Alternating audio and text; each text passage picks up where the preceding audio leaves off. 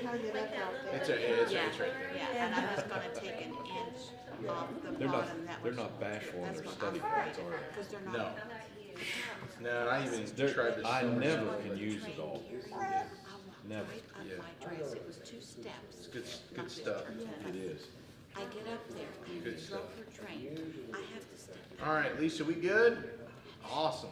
because you don't practice it. Well, good evening, everybody. It's good to see you here on this rainy Wednesday, and we're back in the Book of Exodus. There's Out of a Abby, basket or whatever she's gonna do. Piper, and Timmy.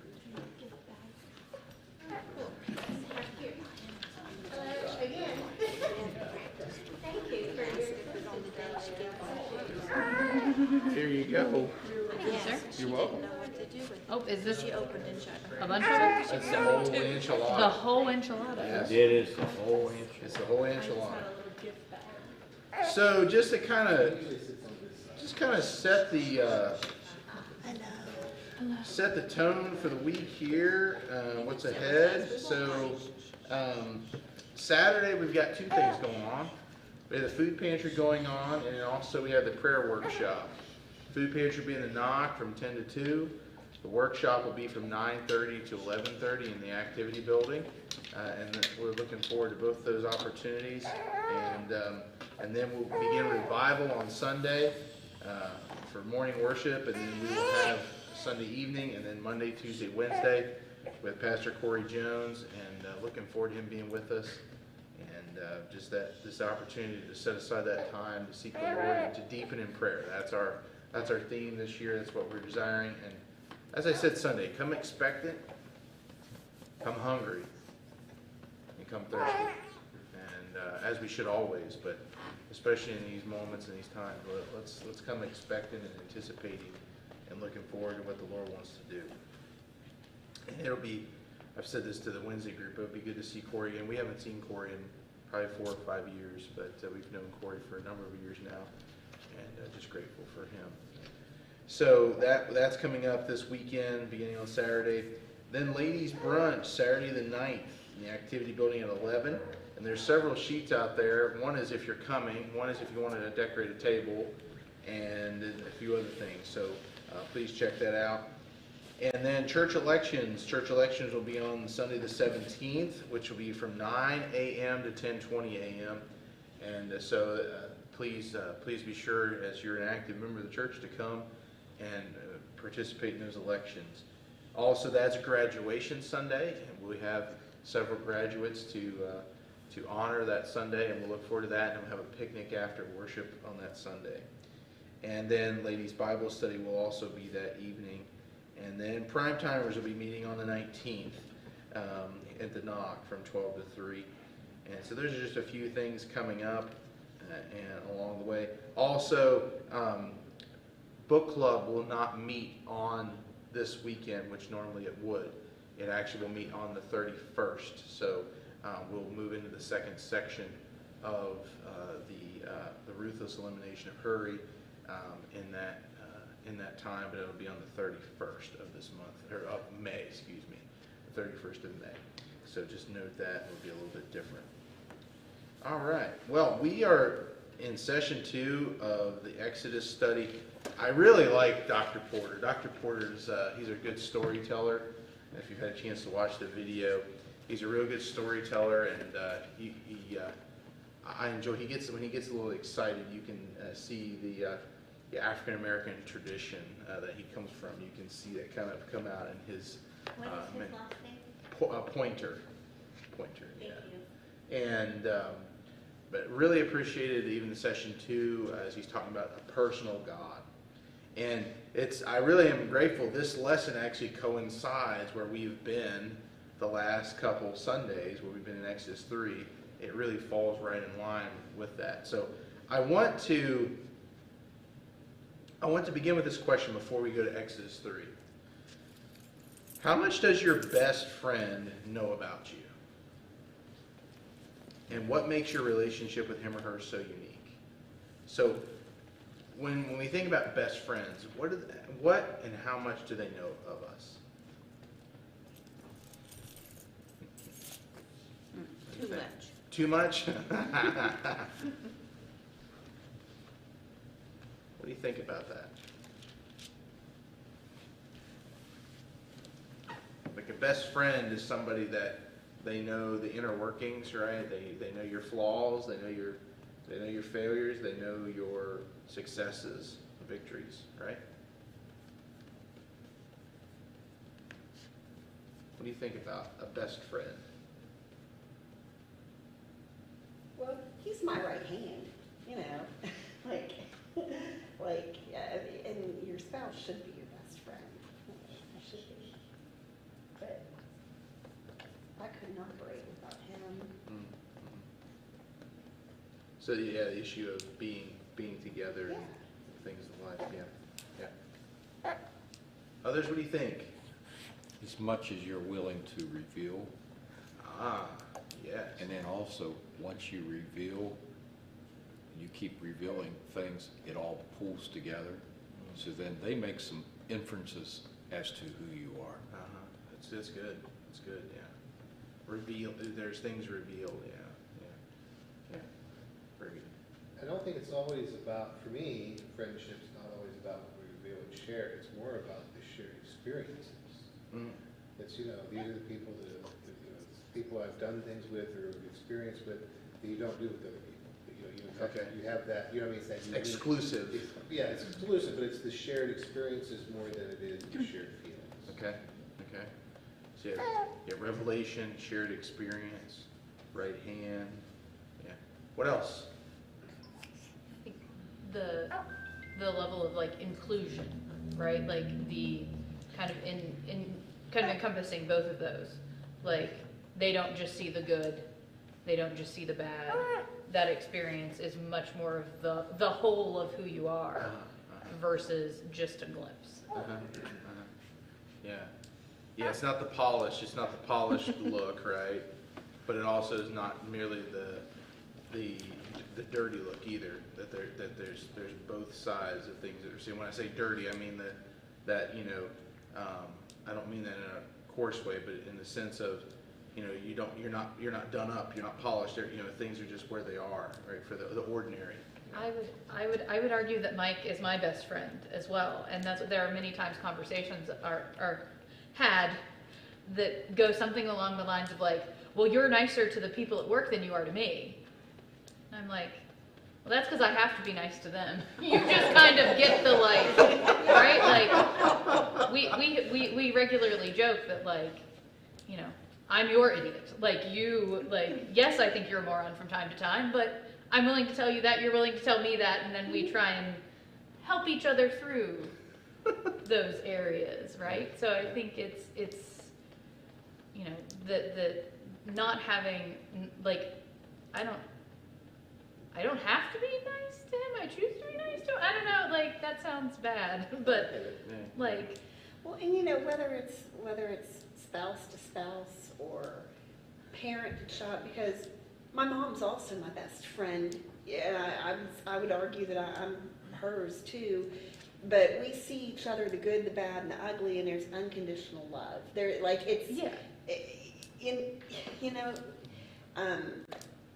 we could probably, I don't know. I mean, we love each other no matter what, and that's going to be there, even on your worst days. Yeah. And with those flaws, it's a matter of kind of putting up with them, but also helping the person recognize them, work through them, right? Like trying to make each other better, like that, you know, continued evolution of the person, of the relationship. Yeah, growth forward. And your best friend, I mean, like, you know, I'm looking back at people who've been friends with, I've been friends with your best friends. There's the one that make life better. It's better, your life is better because you're friends. Yeah. And you wouldn't be friends if there wasn't. Right. You know what I mean? But it's like, these are the people you enjoy being around, you want to be around. There's just something about it that you just click and you want to be together. Mm-hmm. And it makes things better because you're together. Yeah, I've heard a definition said that, I believe this is from either Augustine or Aquinas, but they said that a true friend is one who points you to God. That their friendship and you with them, it points you to God, and that is key. Now, they're not pointing us to our detriment. They're not pointing us to our ruin. they're pointing us to our God, who is our ultimate end or purpose of our lives, and that's really key. So I want you to think about that conversation we've had over best friends as we read Exodus 3, 1 through 15. Okay? So Exodus 3, 1 through 15. And as I said, we've been here the last couple Sundays, so we know where things are in this regard, and we've heard it, but let's hear it again. This is a very profound passage in all of Scripture. One day, Moses was tending the flock of his father-in-law Jethro, the priest of Midian. And he led the flock far into the wilderness and came to Sinai, the mountain of God. And there the angel of the Lord appeared to him in a blazing fire from the middle of a bush. And Moses stared in amazement.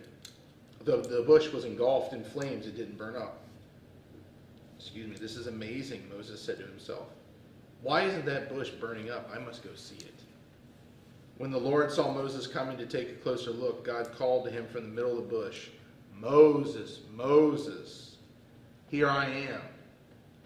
Moses replied. Do not come any closer, the Lord warned. Take off your sandals, for you are standing on holy ground. I am the God of your father, the God of Abraham, the God of Isaac, and the God of Jacob. And when Moses heard this, he covered his face because he was afraid to look at God. Then the Lord told him, I have certainly seen the oppression of my people in Egypt. I have heard their cries of distress because of their harsh slave drivers.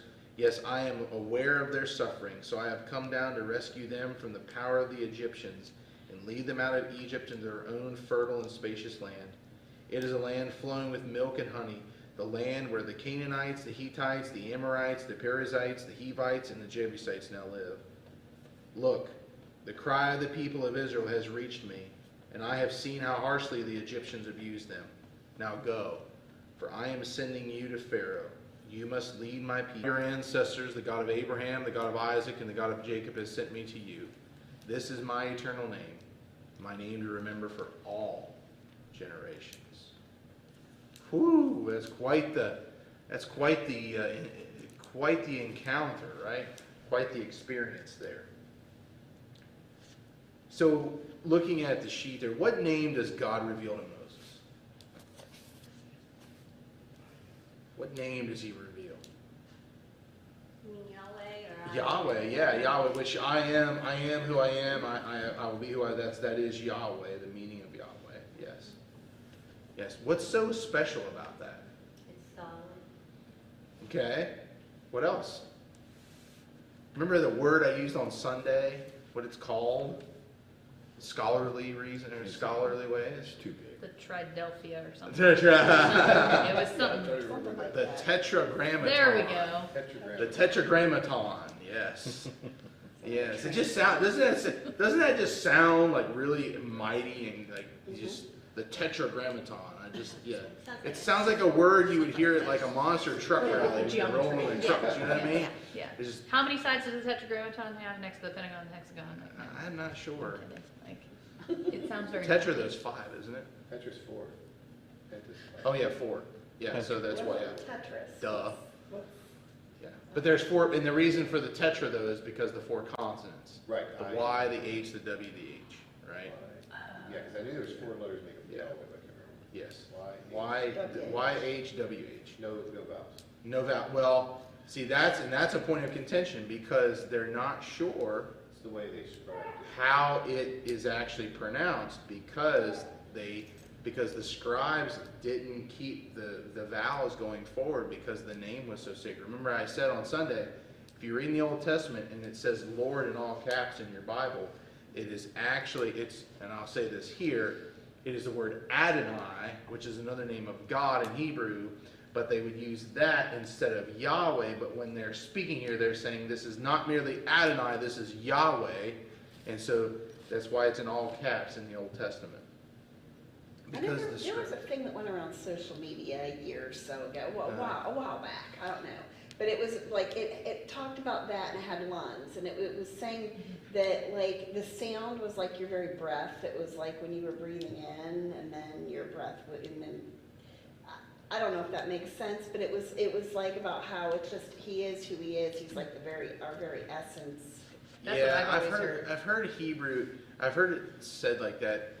Though the Eastern religions will talk about that too, though, like when they make the and all that stuff, like that has that same connotation. But there is that issue of the certain language in Hebrew that it speaks of that breathing. It's like almost like a breath prayer when it comes through. But Yahweh was a name that was not uttered. It became a name that was off limits. In fact, if you, and I think I've said this to our group before on Wednesday night, if you went into a synagogue today, went to a Jewish synagogue, and you uttered the name Yahweh, you would be greatly disrespecting the Jewish believers, because that's not a name that they speak of. It's a name that they revere, and how much so, and that Colin was saying that they don't know the consonants. The reason they don't is because they revered it so much they didn't even want to write it. Think about that. It's not even a matter of saying it.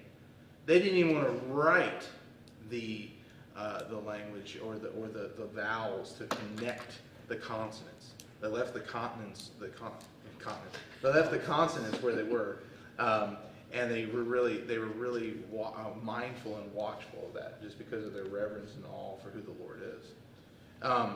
What else about the name? So Nan's mentioned the I am who I am, I will be who I will be. I mentioned on Sunday the idea that it's that I am really present. I am really here. I'm really there. What else stands out to you about this? The origin, it talks of the origins of God, because my dad told me, he explained to me that the Jews, we tend to ask, where did God come from? And to the Jews, they don't even ask, that's not even a concept to them. It's just God is. He has been, he always will be. It's just, this is God's declaration of I am. There is nothing else. Right. There is no before me, no after me, it's I am. It just speaks to who it's who he is. I'm not saying it, right? But you know what I mean? It's Yes. Yeah. God's essence is eternal. God's essence is always, right? So he's never ceased and he never will. And everything came from him. Yes, yes. Which, you bring up an important thing in life, and we've seen this in our culture, that so often people seek to deny God from a level of anything other than what's called the metaphysical level. And metaphysics, though, is looking at from an overarching perspective about the reality of this universe and this world from a spiritual and a supernatural level that goes well beyond scientific level. So, and why do I bring that up? Because this language of God here is not merely tied to the scientific. This is tied to relationship. This is tied to the metaphysical, the great structure of the universe and the world, and that God is well beyond even though he's the one that set forth science. Guess what? He's not measured by science because he's not scientific. In terms of he's not one who can be put through a theorem. He's not one that can have a science experiment done. Now, that doesn't mean that God has not shown up through science experiment and through miracles and through ways in which God interacts with the world. He certainly has. But to try to answer from him, to answer of him from that perspective is really, it's an illusionary tale. You're putting him in too small of a box. You're putting him in too small a box. He doesn't live on the avenue, right? You're on Fifth Avenue and he lives on First Avenue, and that's one of the problems you have, yeah. And if you read any atheists today that argue, that's one of the things that'll come after them, is that they're arguing most of them are arguing from scientific place. And one that comes to my mind, he's been around for a long time, is Richard Dawkins. He wrote The God Delusion, and he called God the Great Spaghetti Monster. And Dawkins has been taken to task by Christian apologists who have truly shown him to be. Now, it doesn't mean he doesn't have an audience. He does, but certainly to argue for the existence of God is not merely from a scientific or even an experiential level for us. Simply, it goes well beyond that, and there's a richness there that we miss a lot of times. But what else do you see here about this name? Who's it tied to? Who's it tied to? He says, Yahweh, I am who I am, but who does he say? Who does he also say here?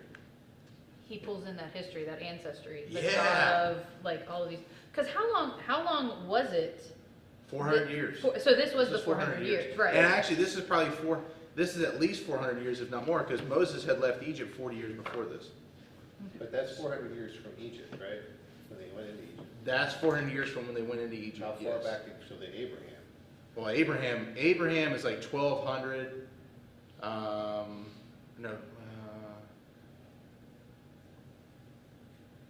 The Exodus is in 9 something, so it's like, you're going way back. I mean, that's what I mean, he's pulling, when he's saying, Yeah. God, your interest, he's talking to us, it's like, okay, 3 Well, guys. he's okay. talking probably 600 years.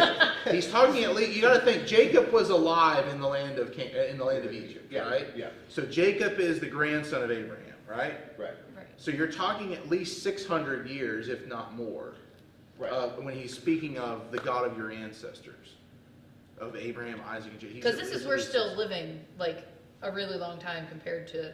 Abraham was 100 and what was Abraham when he died? He was in. He wasn't 200. Yeah. You're still living a long period, but, Yeah, Let's see. it was no. but I mean, when you hear that, you always think, oh, it's just 3 people back. It's not 3 people back. Right, it's not our 3 There's a people. gap. Right. Like you have generations now that like 3 generations back is like the 70s. Abraham, Right, like Abraham was 175. In Genesis 25, he was 175.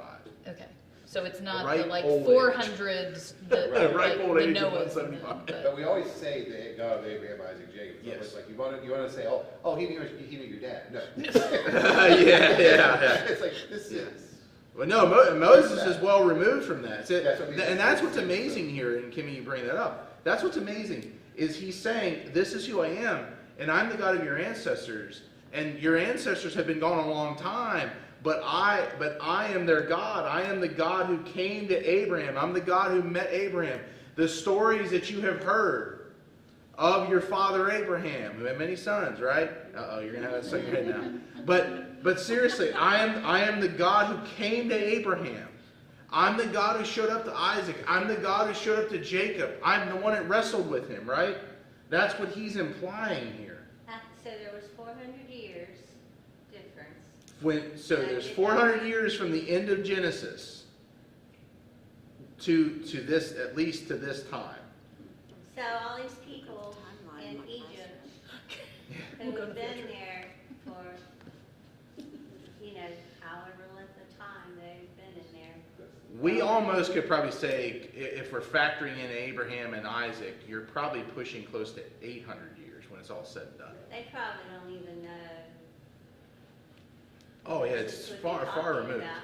Yeah. I mean, think about it, half of Long them time. probably did not even know. I mean, they're just Lot of trying to time survive. change. It's Right. less The than oral they're trying to tradition, yeah. remember who their ancestors were, or Yeah. who the God was that. Yeah.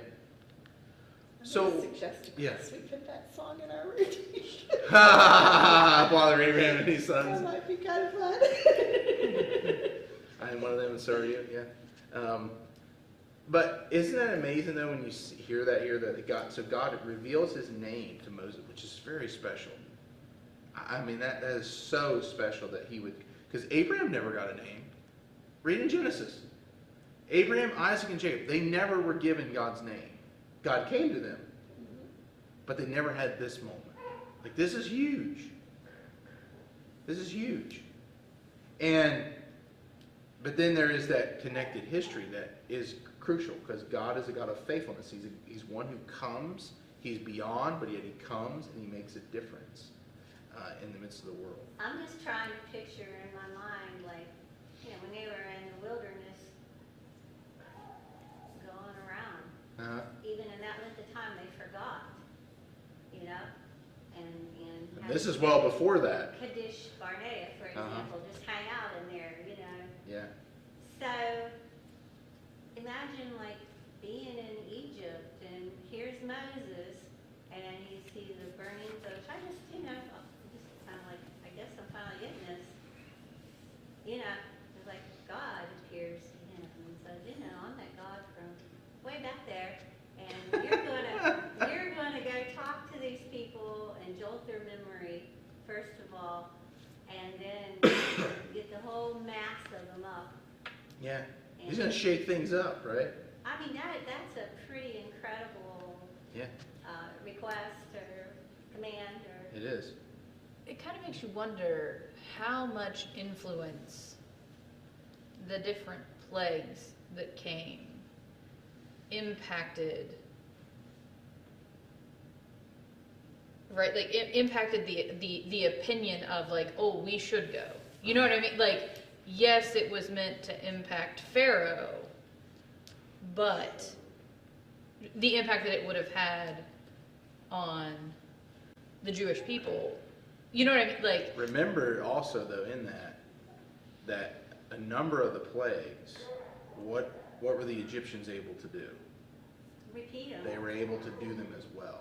yeah, to So then if you think about from that angle, Kimmy, they said, well, this God and this phony baloney Moses here and Aaron, they got nothing on the Egyptians, you know, like Maybe God was they're doing the trying same to thing, like they're not doing anything, you know, we've seen that trick before. Now that changes though, it greatly changes, and that kind of ramps up those plagues, right? They Maybe get he's further trying and to further. ease them into the concept. of Could be, merciful could be, instead of yeah. stuff in an atomic bomb, you know. What is so significant about the burning bush? It didn't consume. It didn't consume, so it wasn't smoldering, right? It wasn't. You know, you think about something caught on fire. You put it in a fire pit. Let's say you put a decent sized branch in there, right? And it's been burning for a while. It's going to eventually tumble and fall, right? And it's going to become less of what it has been. That's not what happens here with the bush. And there is something kind of neat here: is who is the reason for the bush being on fire? Who shows up? Who shows up? Who does it say showed up? God does, but it says someone came. Who came? Who caused? Jethro? No. Who caused the bush to burn? The angel of the Lord. The angel of the Lord. Yeah. Yeah. Interesting. There's been a lot of scholarship over the years that's talked about how that's a very special term in the Old Testament. For Jesus. For Jesus, yes. It's a visible, because it's the angel of the Lord. It's not an angel, it's the angel of the Lord as it came. And the angel comes in these very special moments. it's verse So 2. it's very, very important to see that here. But why is that important? Because the bush is the way that God gets Moses' attention. But God is not the fire. God's beyond the fire. It's just like when God shows himself to Elijah. There is the thunder and the lightning and the tornado and the fire and all this stuff. But guess what? That's not where God is. So God's not the fire either. That's why the angel's involved here. But it's not just any angel. It's the angel of the Lord. If you dig into that, you can Google it. There's been a lot of things discussed of that because it shows up in other places in the Old Testament. But that burning bush is key. Okay? Now, we know we move through here, but there's a question before we move on. In what ways have you ever allowed busyness to distract you from prayer time or spending time with God? That's what we've been talking about in the ruthless elimination of hurry. In what ways? Yeah. In what ways?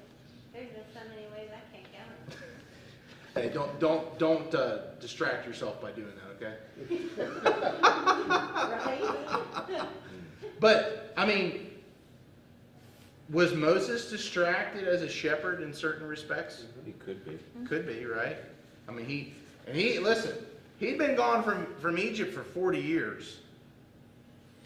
And he was glad to be gone because of all the things he had seen and all the things he had heard, even what he had done, right? He ran for his life. Killed someone. He killed somebody, yeah.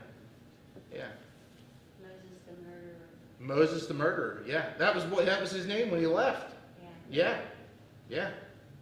So you see this here, but how have we allowed busyness to distract us? I'll tell you this much.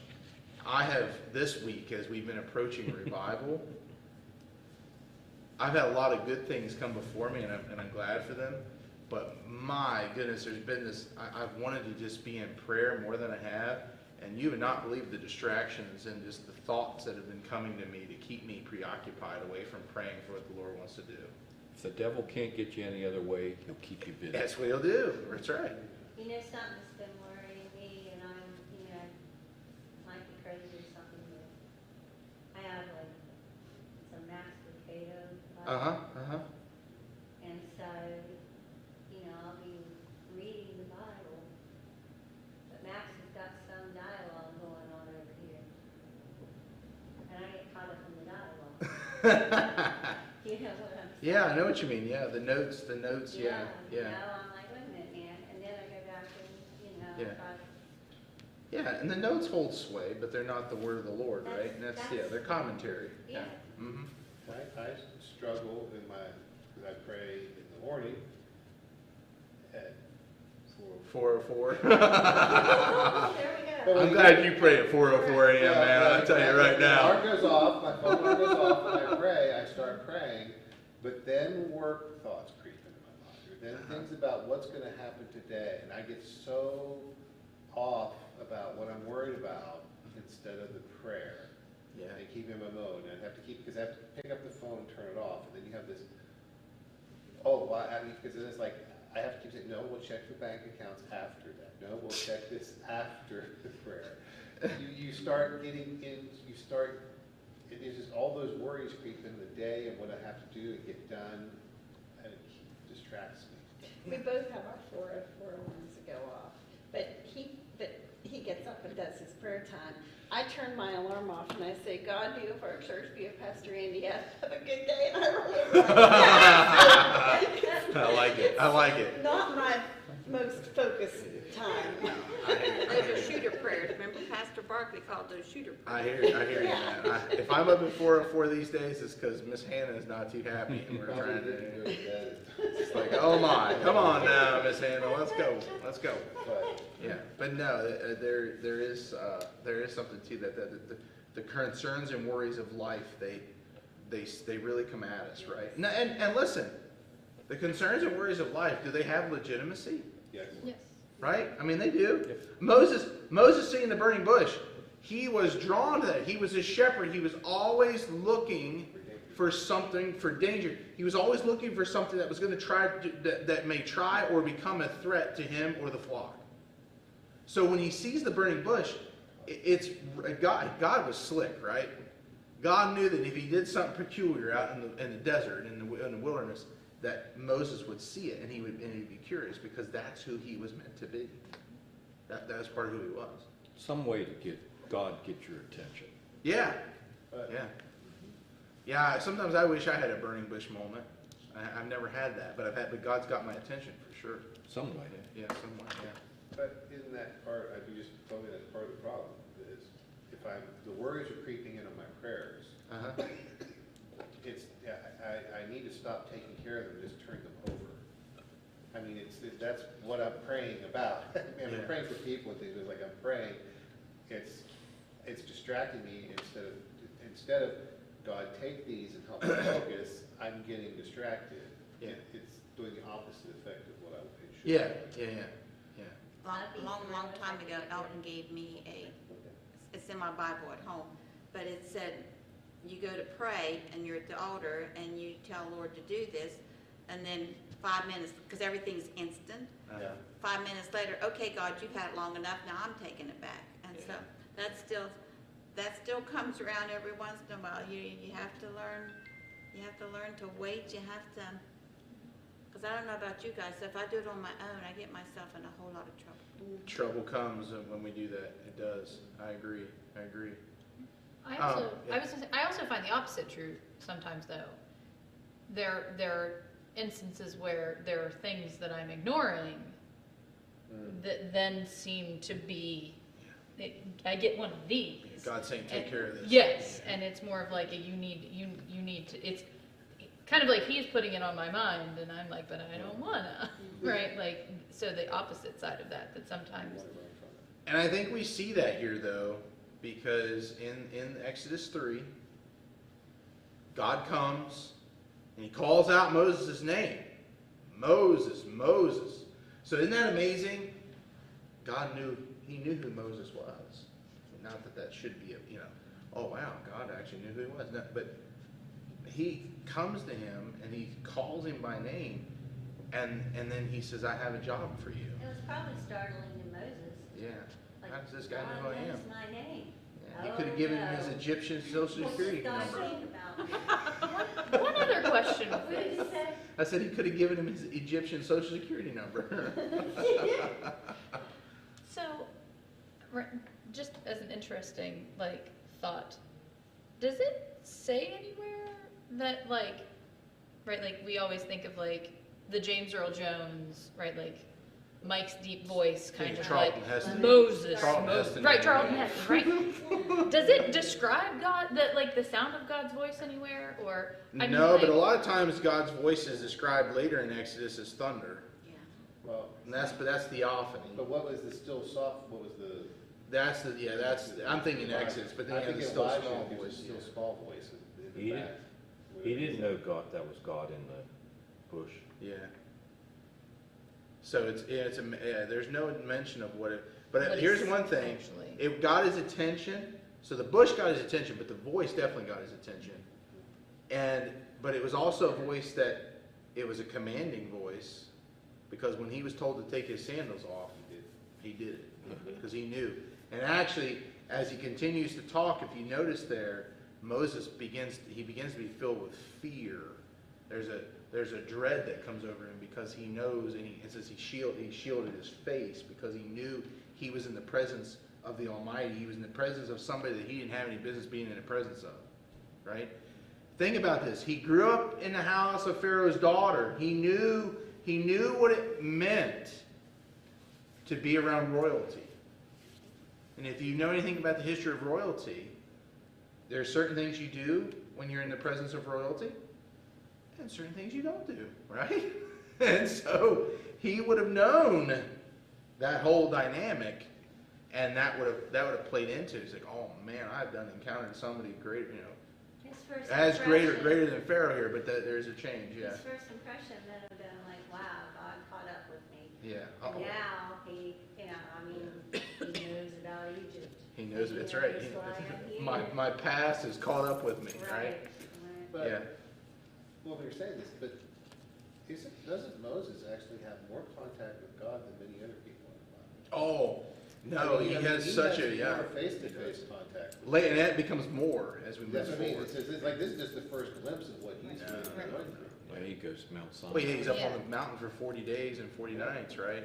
And even he sits in the tabernacle and talks with the Lord. Because we don't talk about other people having the blow of God on them. Like Yeah, he had to wear a platinum veil. elite. Yeah. It struck me here, I don't know, I never paid attention to it before, but Moses hid his face because he was afraid to look at God. And then I was thinking about how later at Mount Sinai, when the glory of God passed by him, Mhm. I think that was Mount Sinai. Yeah. Anyway, Yeah. how he couldn't look on his face. Cleft of the rock. That's where that comes from. Yeah.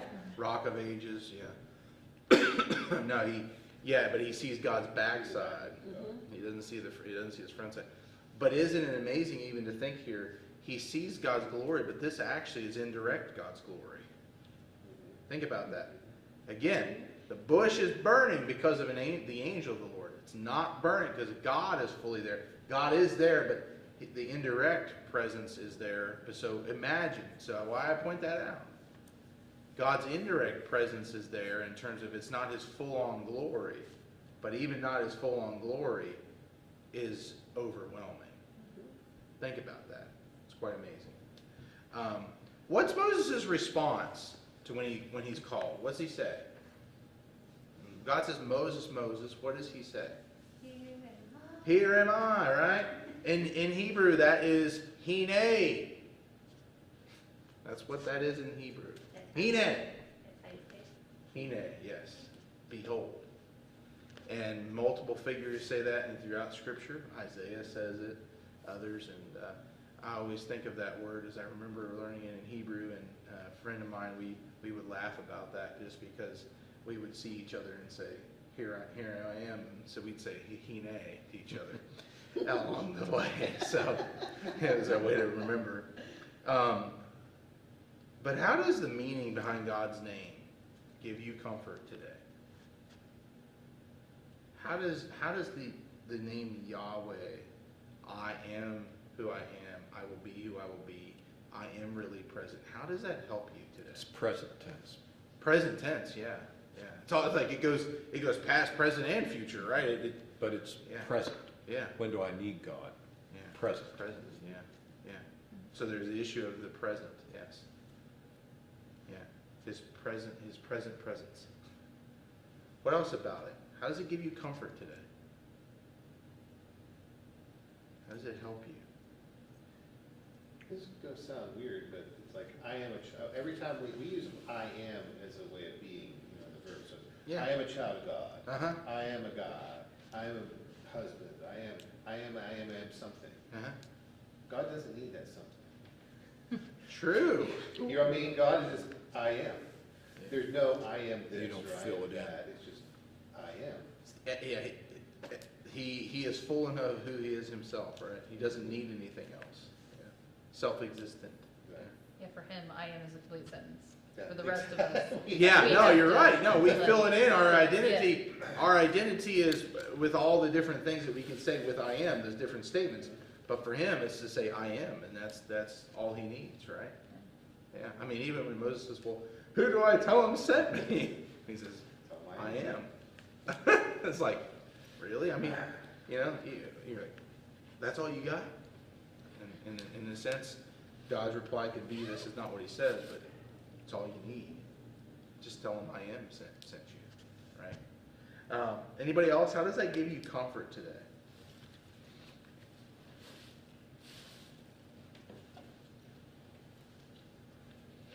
I think, right, like tying it back to the idea of like the unconditional love and that constant presence, right? Like it ties back to in a world that we live in where everything is constantly changing. He is not. Yeah, right. It's Right. just, Yeah, he stayed the same, I am. right?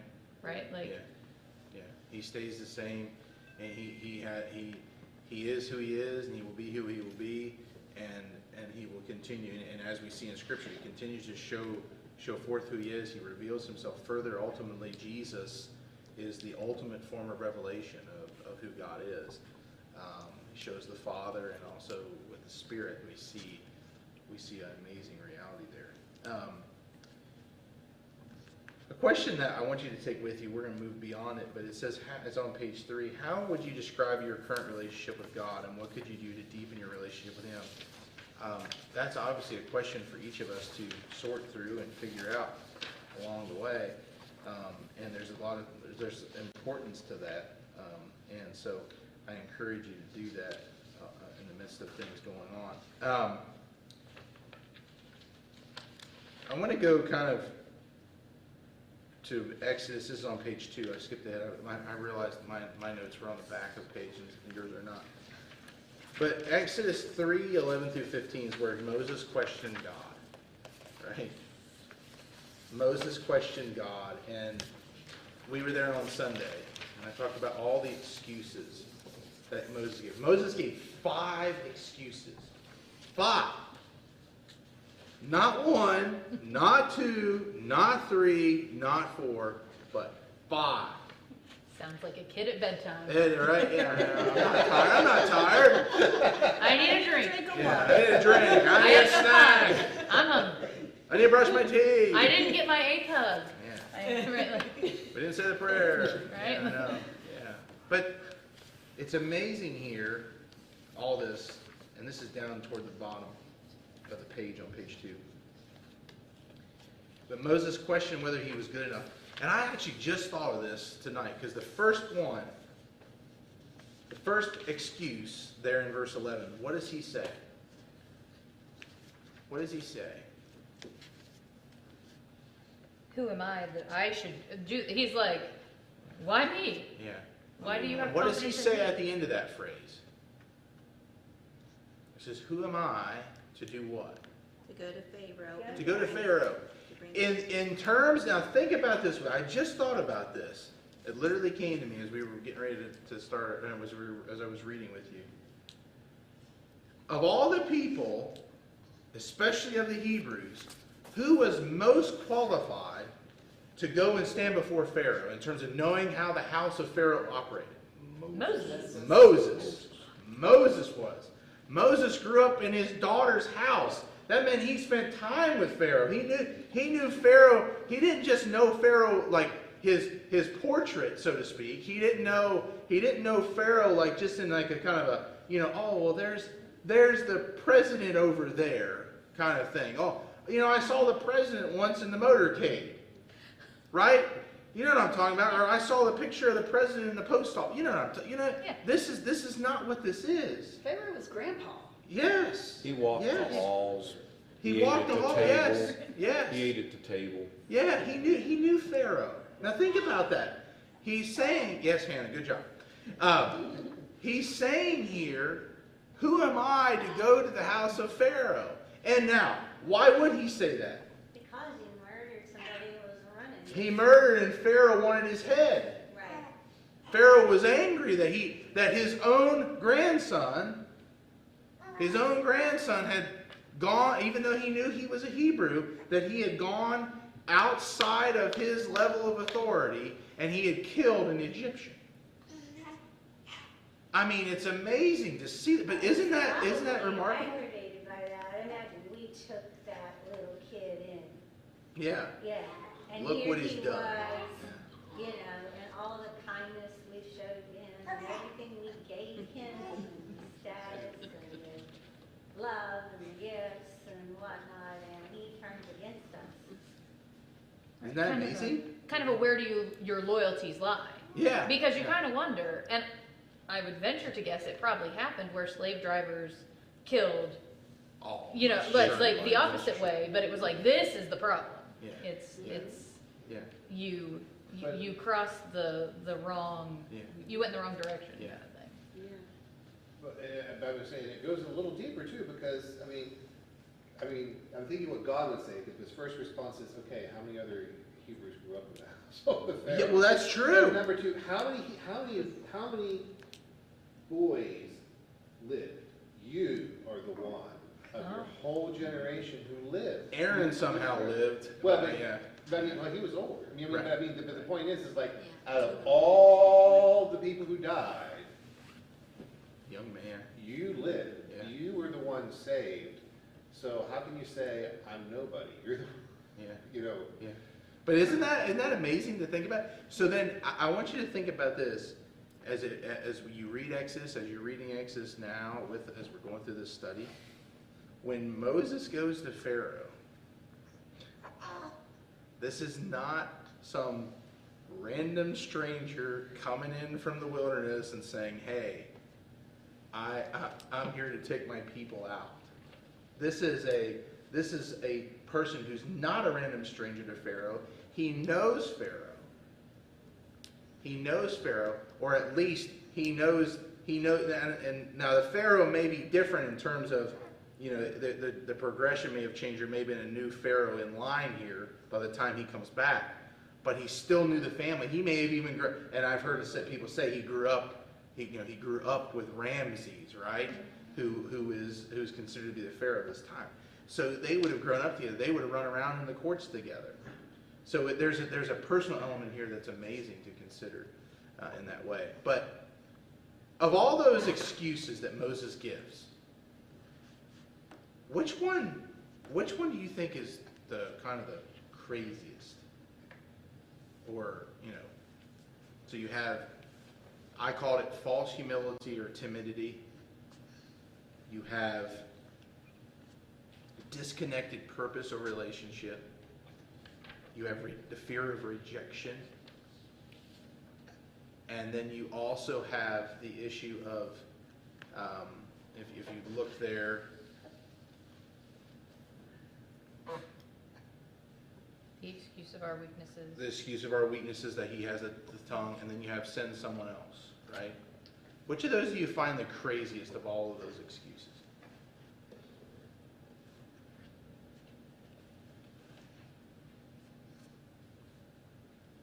I mean, are all of them legitimate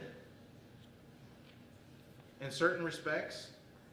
Because, I mean, we like to make excuses when the Lord asks us to do things. I mean, I kind of feel like the excuse of being rejected, kind of, because God's telling you to do it, and because He's already said, I think, at that point, that, like, I'll see you back here when you're done. I love that. I Like, love that. so- You'll know if you've been rejected when you come back. Right? Like, I mean, it's kind of a sure thing. You know, like, Yeah, it reminds me of what's known as oh my. He wrote Pensies. He was Blaise Pascal. And Blaise Pascal basically says it's better to believe, and he would say it's better to believe in God than not to believe in God and find out one day that God exists, right? And in a similar vein here, it's, hey Moses, it's better for you to go and go to Egypt and do what I've asked you to do than for you not to do it, because it will not end up well for you, right? It's got that same kind of feel going on here. But the rejection is a major one. But how many of us have had the fear of rejection in terms of when the Lord's called us to do something? That's usually the top. Yeah, it is. It's huge. And it could be a small thing. It's like, hey, Bob, I need you to go talk to your neighbor about the Lord. I'm afraid to do. What? Yeah. But they may say unkind words to me. They may slam the door in my face. I mean, we come up with all these scenarios of, well, Lord, you seriously can't be telling me that, right? Think about it. Jeremiah, he said that he was too young. He was too young to be a prophet. Gideon said he was from a weak clan, and he was the least of the clan. Ananias was scared to death that he had to go see Saul because he knew Saul's reputation, right? I mean, all these different examples of Scripture. So we understand rejection real well. Anybody else? What do you think about that? And I think rejection is a measurement for us. and I think it's the, right, like, it's the kind of how you, like, the paradigm or how you think about it, in that, and I think it was when I was in college, we went down with Campus Crusade for spring break. They did a thing called Big Break, and I think that's where I originally heard it.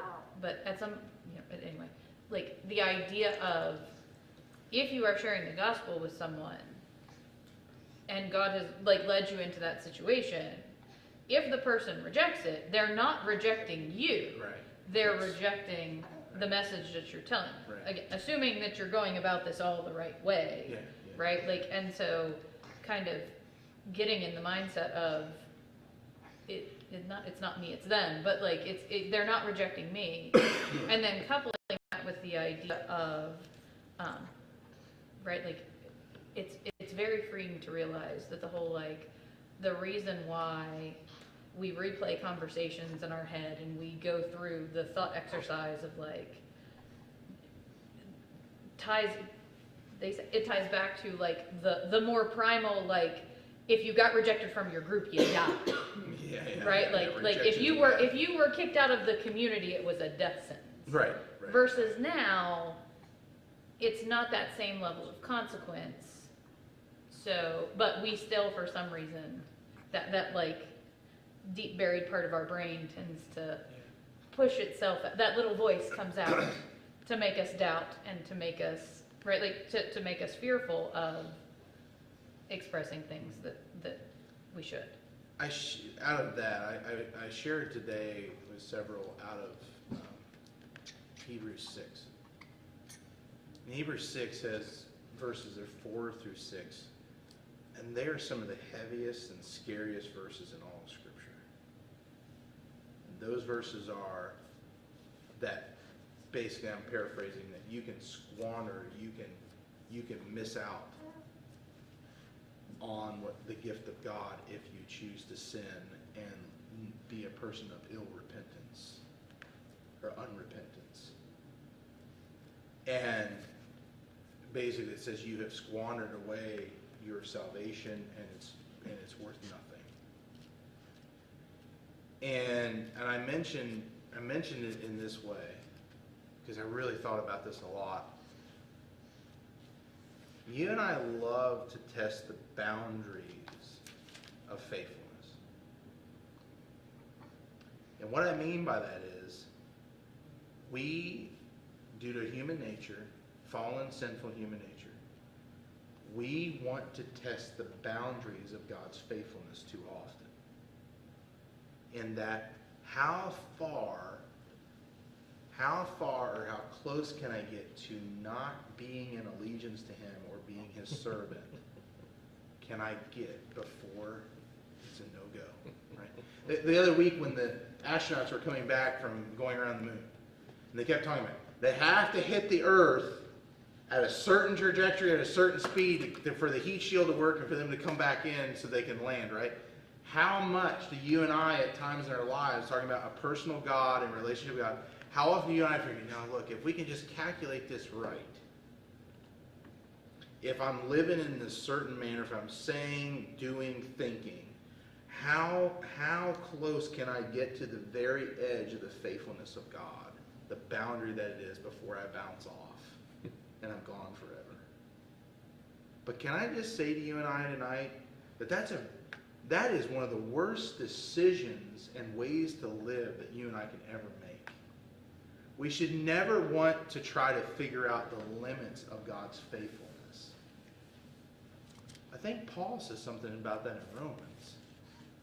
Should we sin to see that grace abound? By no means is what Paul says. It's rubbish, right? But you and I, instead of living at trying to figure out where the boundary of faithfulness is, what you and I really need to be about in this life is living in a manner that lives into the faithfulness of God, and we have no idea how limitless and boundless the faithfulness of God is because that's all we know. But there's so many things around us that are wanting us to test the boundaries of God's faithfulness. And yet all the while God's saying, trust me. Become like me. Become like me in words. Become like me in your thoughts. Become like me in your actions. And don't test the boundaries of my faithfulness. Bask and live in my faithfulness in a greater way. And know that power and presence and goodness and peace. And is that something that we need? Is that something we need? Our cat likes to, we have an ottoman. Uh-huh. He likes to lay right on the edge of that ottoman and go to sleep. And he gets real relaxed, and when I watch him do it, I'm tense. I'm always looking at Colin and going, he's gonna like jerk awake, and then he's gonna go right over the edge and fall. And if he would just come over to the center where he can really sprawl out and rest in the center of God's love, so to speak, instead of having to live on the edge like that, I could relax a whole lot more. I know that's a great image. example, but Yeah. I keep thinking about that. We don't need to be on the edge of God's grace. We need to be right in the center, Yeah. just resting in Him and doing what He wants us to do, and then we're safe. And think about this as you move through the book of Exodus. How often Moses is in the center of God's faithfulness and presence. He's there. But who tests the boundaries? The Israelites. The Israelites do. They test the boundaries of God's faithfulness constantly. Now, ultimately, Moses does test the faithfulness of God's boundaries. He does. And it ends with him not entering the promised land. I just read last night out of Deuteronomy. And I don't know, right at the end of Deuteronomy, the Lord takes him up on the mountain. And he looks over the land. He said, I'm not going to allow you to enter, but I'm going to allow you to see it. And can you imagine Moses in that moment? I think he would have been one of joy that he got to actually see the land that God had called him to lead Israel to. But don't you think there was a level of heartache there too? Bittersweet. Right? That he saw what was sought after, but yet he wasn't allowed to physically enter it because of he tested the boundaries of God's faithfulness. And how did he do it? He was told to speak to the rock, and he hit the rock. He did the old shepherd's trick of hitting off the calcium, the dried up calcium, and he hit the rock, and guess what? He knew what it was. He was a shepherd. He hit the rock. He knew there was water underneath it, and instead of speaking, and he bounced right off of the faithfulness of God in that moment. It seems harsh, but he had pleaded and sought and fought with the Lord for so long. He was one of faithfulness and truth, and in the moment he let his guard down. He let go of the center of who he was, and he lost out. And by the way, I have to say this. I don't believe that was just something that happened in Moses' life where it was like immediately that's what he chose to do that. There probably had been days where he had kind of built up this arrogance or this, hey, I've got this covered. We're almost to the promised land. We're almost there, right? And then, oh my. You know what I was thinking is, like I said a little bit earlier, when all of those plagues came upon Egypt and Pharaoh, they started out small and then they accumulated to the death of their children. And I was saying maybe God started it off easy just to give Pharaoh a chance to get used to the concept and say, okay, well, my magicians cannot copy this one. But maybe all of that gradual accumulation was made for Moses, actually, to help Moses to get his feet wet, so to speak, and then to begin to grow in courage and realize the power of the God of his God, that he is, well, maybe Moses, when he hit that rock, he was self-reliant Could be. on himself. Prideful for sure. There's some level of pride. He was still trying to. Does that make sense? Yeah, it does. It does. Okay. Yeah, the transition almost to like look at how I have led. I did this for I you. led the I people, did this right? for you. Which kind of thinking back to like, I know we kind of said it, the bedtime excuses, right? Uh-huh. But in the context of he understood the presence that he was in, and kind of in that, right? Like, was it he was making excuses to get out of it, or was he genuinely like doubting his ability to live up to this expectation that God was setting? Which, as that wore off, then he got himself into a like that self-reliance, prideful thing, right? Like kind of what. Well, he went from You know what a I mean? zero, so he went from seeing himself as a zero to seeing himself as a hero. If we could use that language. Yeah. So he sees himself as a zero, and then he got this hero complex later on that I think put him in danger zone. And you and I can fall into that too. We can be in a zero mode and become hero. And so that's the last thing for us tonight. I want you to take this question home with you. You have it on the sheet there before you, and it's online. What do you feel disqualifies you from meaningful service to God? And how might your insecurities be keeping you from the work He has prepared for you? I want you to reflect over that, and then I want to encourage you in this way. As we enter into revival, deepening in prayer, that's the theme. That's our focus. What does God ask of you? Maybe in the past, maybe He's asking you now. Maybe it's something God's going to ask you in the future. And what do you believe disqualifies you from the Lord using you? And will you surrender those disqualifications, whether they're real or not? Sometimes they're not real. You know that, right? And will you allow God to lead and guide you and see you through? I think sometimes that's like a cultural thing, like Can be. what are women allowed to do or not do, so to speak. When I was young, I told my mom I was going to be a preacher when I grew up. Uh-huh. Women do not do that. That's not acceptable. Yeah.